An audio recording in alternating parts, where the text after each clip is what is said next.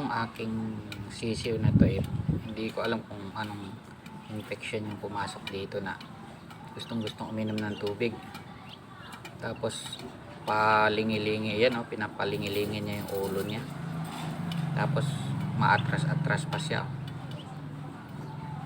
Hindi ko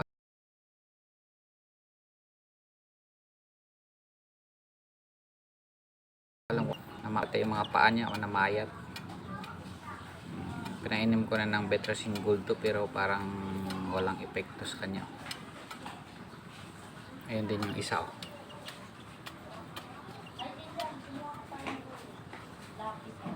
Ito lang yung una, pero naapektuhan yung dalawang ayun, paatras-atras siya. Ayan yan yung yung characteristic niya.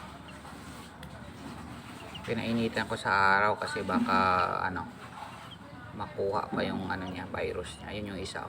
Pero ito talagang na severe na yung baka pumasok na sa utak to kasi yan, patras-atras na siya, tapos palingi-lingi lang yung ulo niya.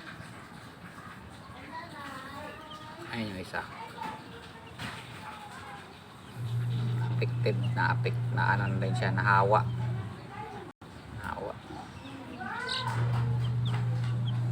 Ayan, patras-atras.